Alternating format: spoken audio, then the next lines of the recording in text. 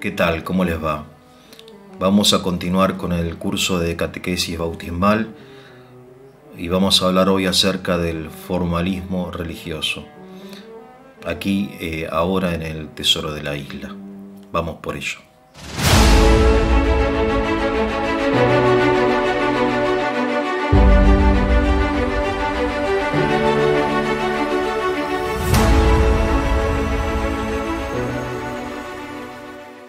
Y bien, el formalismo religioso es una forma particular de formalismo, de modo que en primer lugar tenemos que definir el formalismo en general y después ver el caso particular del formalismo religioso.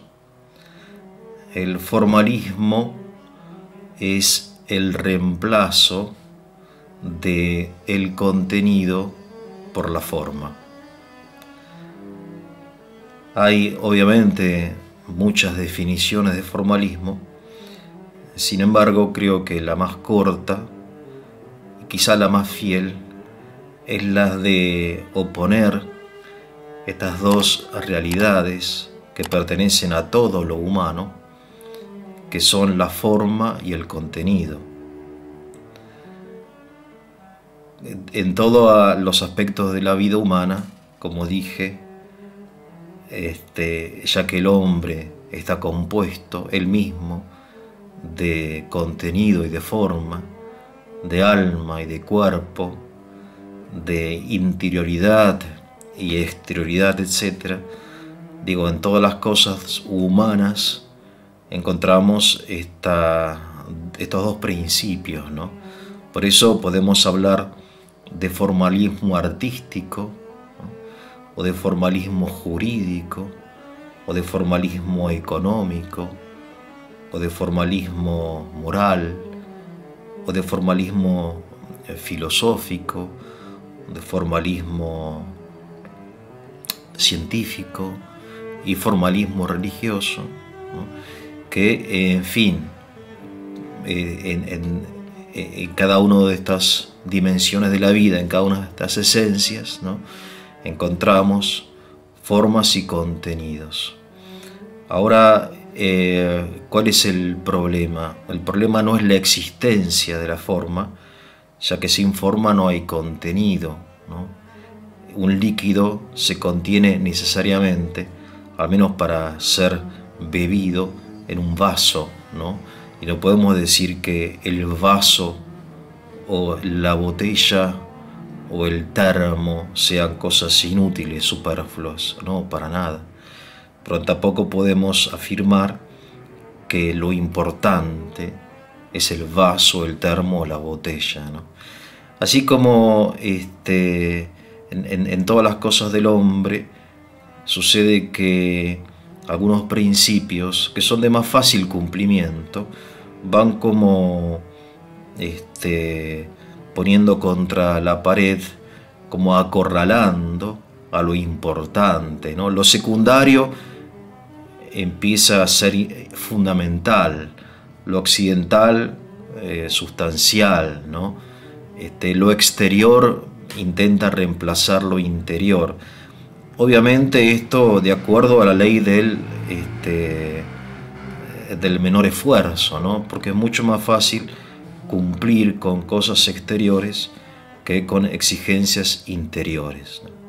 Por eso digo, el formalismo religioso no es el único que existe, sino que es una aplicación más de este desorden que llevamos en nosotros, que nos lleva casi inconscientemente a reemplazar el contenido por la forma, ¿no?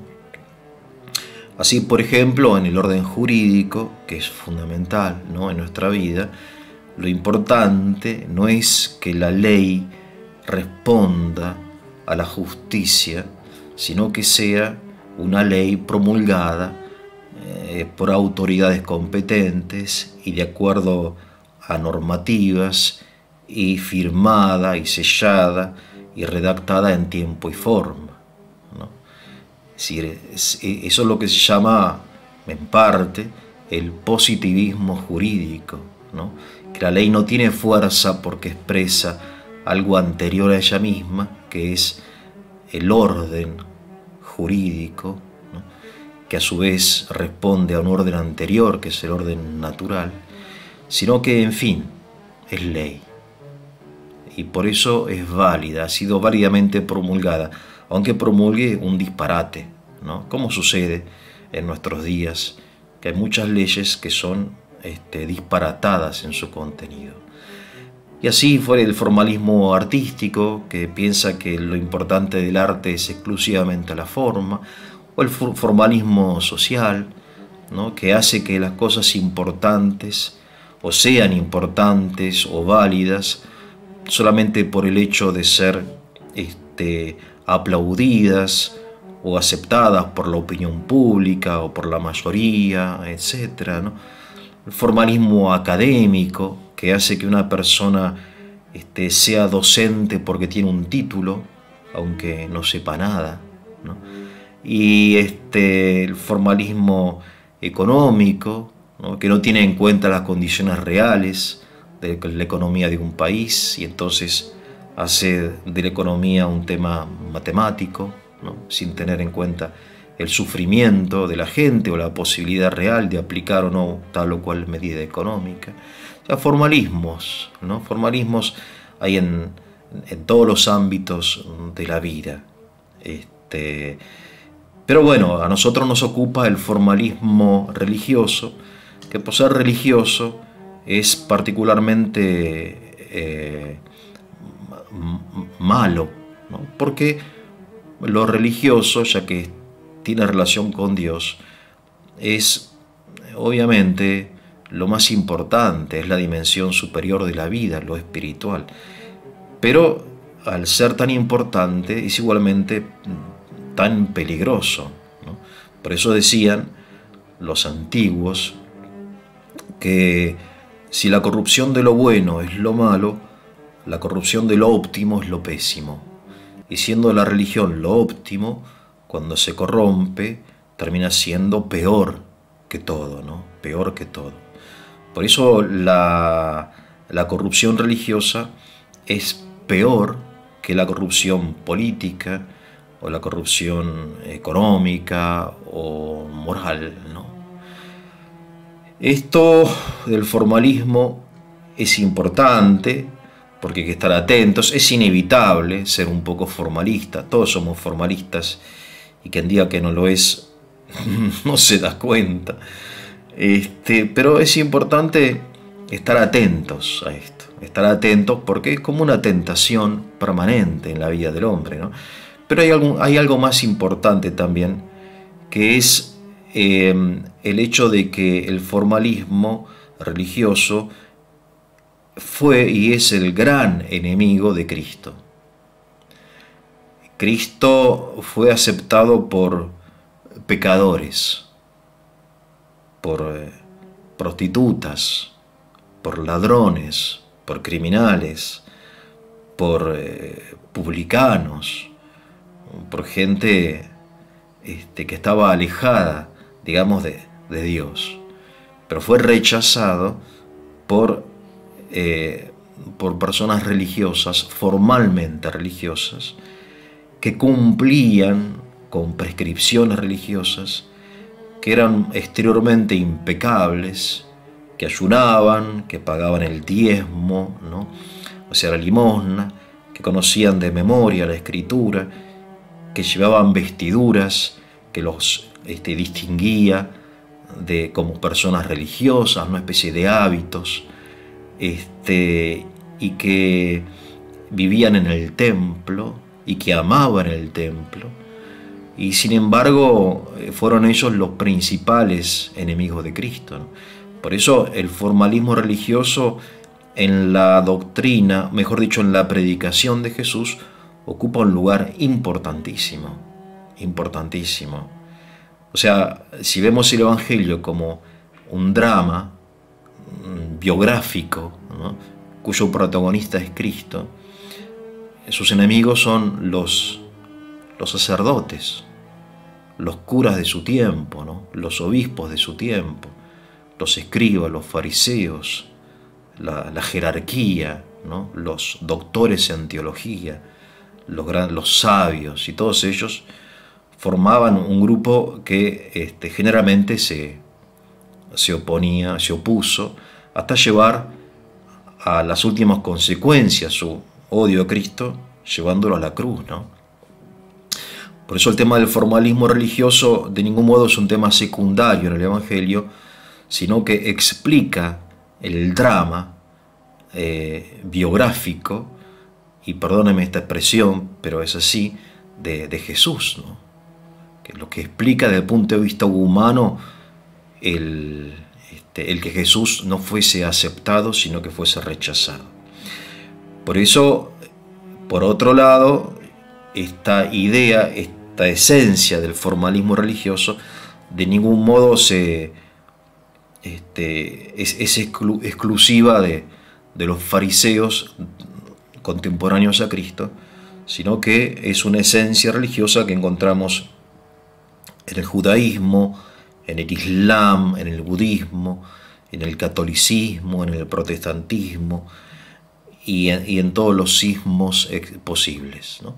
Porque pertenece a la esencia humana, es parte de nuestros problemas, ¿no? del pecado. Y bien, el formalismo religioso entonces se sostiene en el cumplimiento de las obligaciones religiosas. Como decía un cura, cumplimiento. Entonces, toda la vida religiosa se reduce a cumplir, como quien cumple un horario o quien cumple una obligación, por cumplirla, porque debe cumplirla, ¿no? Y privando a esa actividad de todo contenido espiritual, interior, afectivo, ¿no? Tengo que ir a misa, tengo que hacer tal cosa, ¿no? Tengo que bautizar a mis hijos, tengo que casarme por iglesia, tengo que asistir al funeral de fulano, ¿no? Tengo que pedir una misa el aniversario de fulano, ¿no? Este cumplimiento de las obligaciones religiosas entonces viene a reemplazar la fe, la devoción, la honestidad de la persona, su vida interior. Entonces, lo exterior reemplaza a lo interior. Ese reemplazo, que ya les digo, no es exclusivo del cristianismo, sino que pertenece a todas las dimensiones de la vida y a todas las tradiciones religiosas, y que es rechazado aparte, pero claramente por el cristianismo, y en esto tenemos que saber que el cristianismo, si hay cristianos formales, el cristianismo nunca lo aprobó, a diferencia de otras tradiciones religiosas que precisamente se sostienen en la formalidad del cumplimiento de la ley. En este sentido, recuerdo un libro, perdonen la distracción, de Nicolás Berdyaev, un filósofo importante ruso de la primera mitad del siglo XX, titulado así: acerca de la dignidad del cristianismo y de la indignidad de los cristianos. Como diciendo que, y voy a aplicarlo a nuestro tema, aunque los cristianos seamos fundamentalmente hipócritas y vivamos una religiosidad formal, el cristianismo no es así. Es mucho más exigente, es una realidad interior, ¿no? Profunda, interior, ¿no? Y ya que estamos con recuerdos, ¿no? Recuerdo una vez una historia de una mujer muy santa que llegó a un convento de monjas y les dijo a las hermanas: bueno, ¿cuándo van a empezar a ser cristianas? ¿Cuándo serán cristianas? ¿No? ¿Cómo es? ¿Qué dice? ¿Qué dice? ¿Cómo se atreve, no? Si nosotros hacemos esto, lo otro, lo demás allá. Pero bueno, ¿cuándo van a decidir ser cristianos, no? Claro, porque uno se puede engañar con esto del cumplimiento exterior, ¿no? De la exterioridad del culto. Por eso una forma de formalismo es el llamado ritualismo, ¿no? Es propiamente un formalismo religioso, ¿no? El ritualismo, el cumplimiento de las rúbricas, de los ritos, ¿no? De la posición del cuerpo, de las manos, de la lectura de las fiestas y de esto y lo demás allá. Y bueno, el cristianismo en principio, aunque nunca rechaza la forma, ¿no? Jesús no es antiformalista, sino que dice, bueno, las formas son para ayudar al cumplimiento del contenido, ¿no? El hábito, dice el refrán, no hace al monje. El hábito es la ropa, ¿no? La vestidura del monje no hace al monje, pero ayuda, al menos le recuerda al monje quién es, ¿no? En algún momento que quiera olvidarse o que no se acuerde, ¿no? Por eso lo exterior ayuda a lo interior. Ahora en el formalismo lo exterior empieza en primer lugar a separarse, independizarse del interior y después a oponerse a lo interior. Cuando lo interior reclama lo suyo, el formalismo se lo niega, ¿no? Porque uno ya está acostumbrado a vivir su fe, la fe cristiana, en forma corrupta, ¿no? Entonces uno está acostumbrado ya a que las cosas son así, y cuando viene alguien y le dice no son así, son de otra manera, uno dice no, pero ¿cómo? ¿No? ¿Cómo? ¿Cuándo van a ser cristianos? Nosotros somos cristianos, ¿no? Y bueno, uno puede cumplir obligaciones religiosas y ese cumplimiento, ¿a dónde te lleva? Te lleva a la vanagloria. Entonces cumplo obligaciones, me siento satisfecho. Pero no es que me siento satisfecho por una razón espiritual, porque logré superar un vicio o porque me siento amado por Dios. No, me siento satisfecho porque soy mejor que los demás. Soy mejor que los demás, ¿no? Hay una parábola en el Evangelio que habla del formalismo, que dice así: entraron dos personas a rezar. La pueden encontrar. Yo la relato con mis palabras, no literalmente. Bueno, era un publicano, es decir, uno de estos inspectores de la TGI Argentina, ¿no? De la FIP, que Dios me perdone, y un fariseo, digamos, un cura, podría, un seminarista, una monja, o un cristiano comprometido. Fariseo.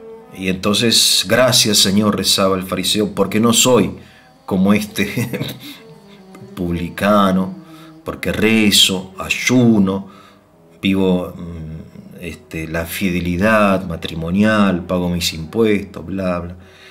Y entonces el otro, el publicano, rezaba, ten piedad de mí, que soy un pecador, rezaba. Fíjense, ¿no? Y entonces Jesús pregunta a su auditorio, que estaba formado por toda clase de personas, ¿no?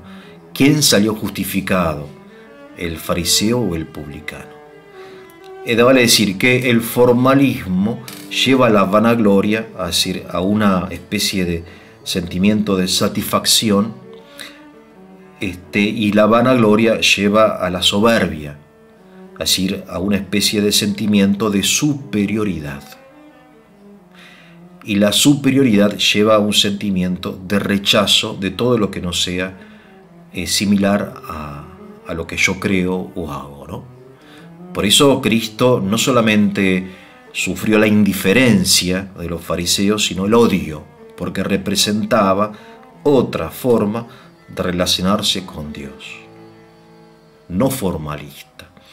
Ahora bien, insisto, no rechazó nunca el Señor las formas, la utilidad de las formas, sino le dio una finalidad, cuando dijo, por ejemplo, no es el hombre para el sábado, sino el sábado para el hombre. Es el sábado para el hombre. Entonces, hay situaciones ridículas, ¿no? Por ejemplo, entre nuestros hermanos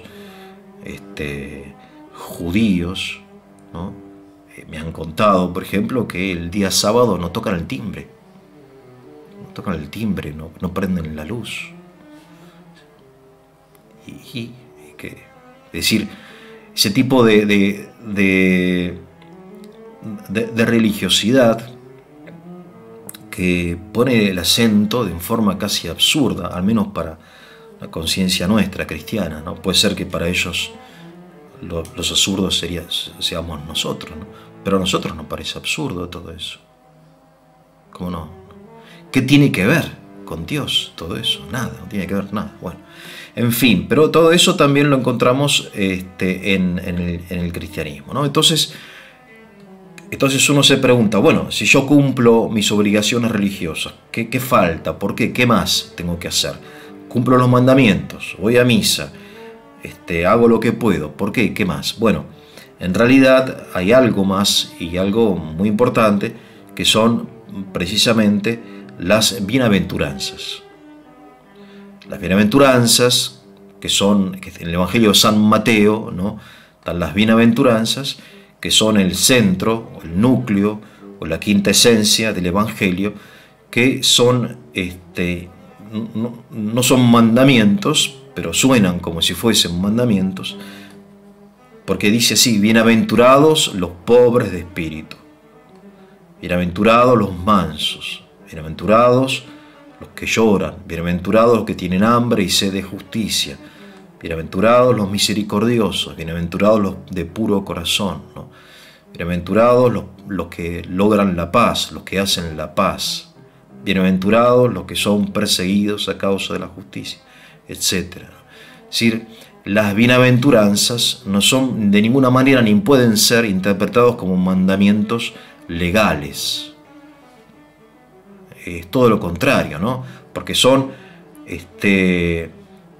actitudes interiores, exclusivamente interiores, que constituyen algo de otro orden. No tiene nada que ver con el cumplimiento formal de una ley. Bienaventurados los pobres de espíritu, es decir, los humildes, los que reconocen como aquel publicano su propia miseria. ¿Qué cumplimiento, qué ley contiene este reconocimiento? Ninguno. Es decir, y así, etcétera. Entonces, lo que es propio del cristianismo es la vida según las bienaventuranzas, no entendidas, que no pueden ser entendidas como algo exterior, sino como algo interior, oculto. Tiene el cristianismo debe ser oculto. Cuando Jesús dice: cuando vayan a rezar, enciérrense su habitación y hablen con su Padre que ve en lo secreto. O sea, mantener en secreto nuestra relación con Dios es importantísimo, no exponerla, ni mucho menos vanagloriarnos de ella, ¿no? Porque es algo que no pertenece al espíritu de las bienaventuranzas. Y bueno, y entonces es el vivir en el espíritu de las bienaventuranzas.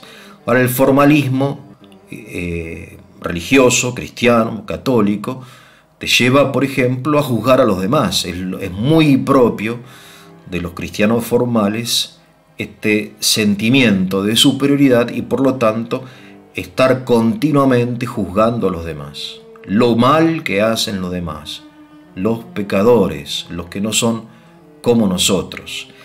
Esa es el espíritu de juicio. El juzgar a los demás es el síntoma más evidente de que estamos encarando mal nuestra vida espiritual. Aunque seamos curas, monjes, no sé, vivamos una vida de piedad, etc. Si juzgamos a los demás, quiere decir que dejamos de juzgarnos a nosotros mismos. Dejamos de tener una de las características propias del cristiano, que es la contrición.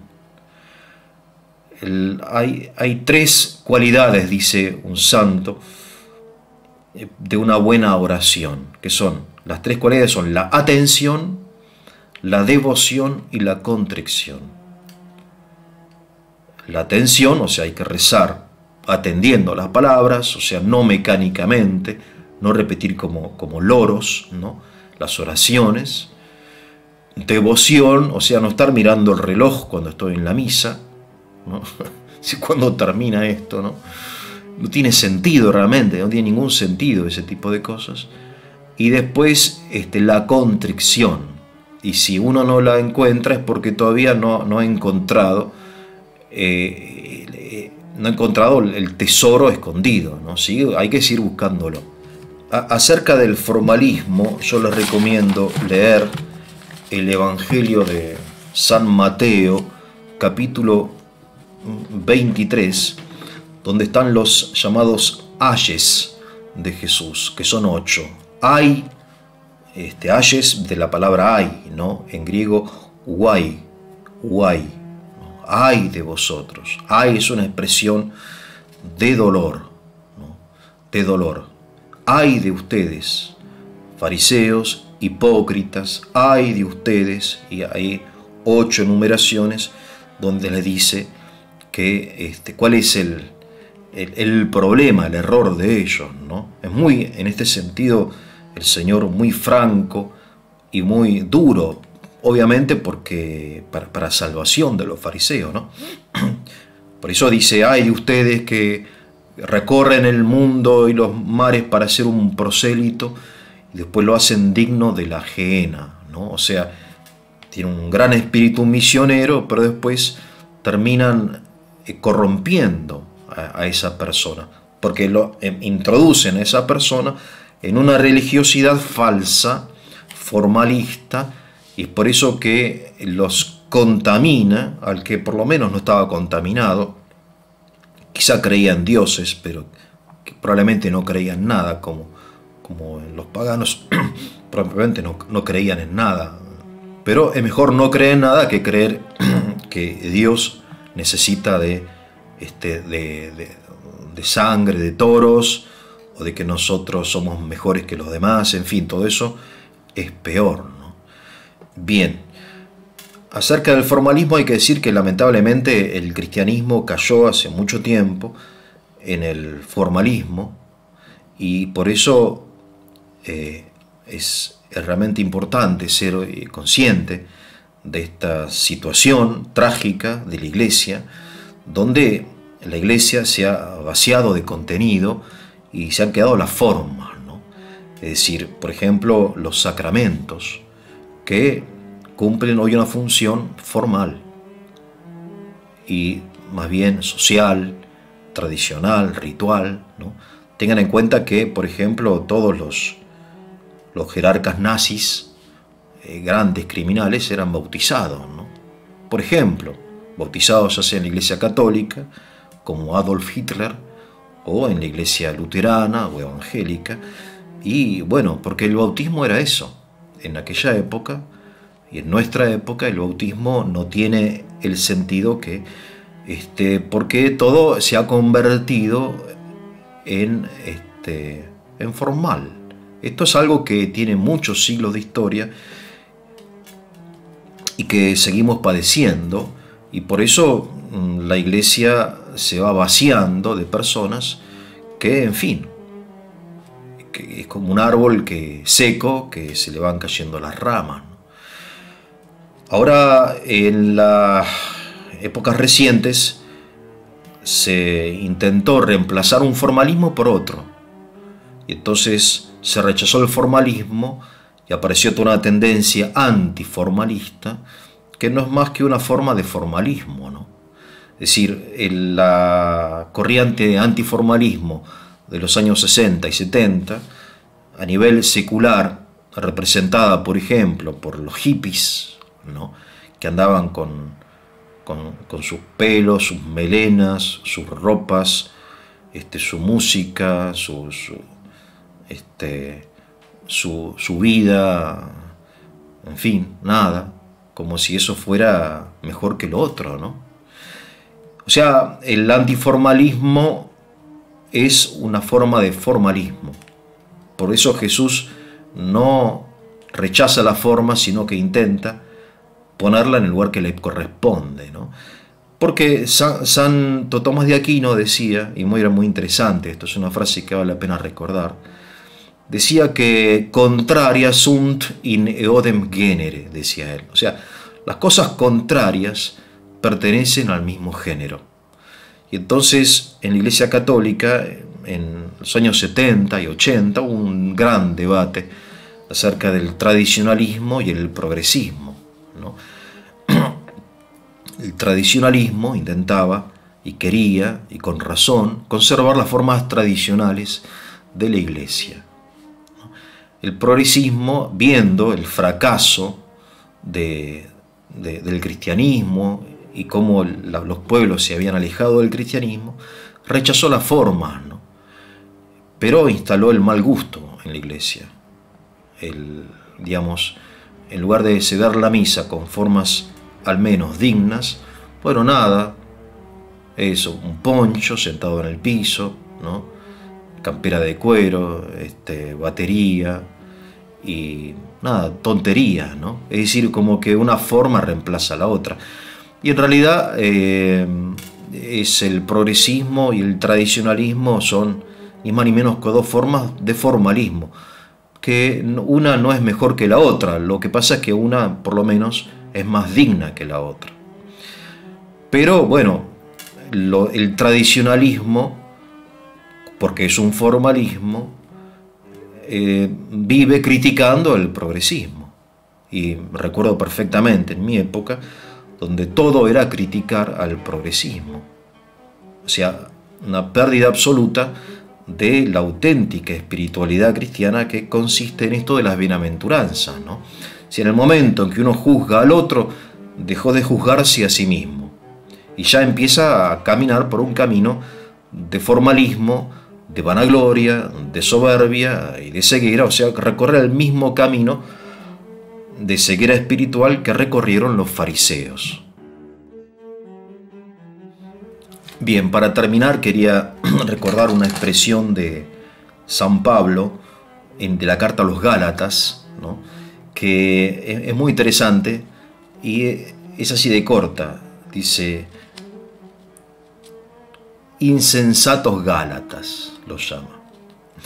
¿Por qué? Porque los Gálatas, que habían sido bautizados en Cristo, por esa tendencia al formalismo, que habían vivido ya sea dentro del pueblo judío o bien en el pueblo romano, que también Roma se caracteriza por la formalidad legal, ¿no? Si el famoso derecho romano no es el derecho natural, ni mucho menos, ¿no? Es la legalidad, sustentada por la violencia por las fuerzas del ejército romano, ¿no? Por eso el formalismo es algo propio de Occidente. Todo Occidente está contaminado por el formalismo. Tenemos que estar muy atentos a eso.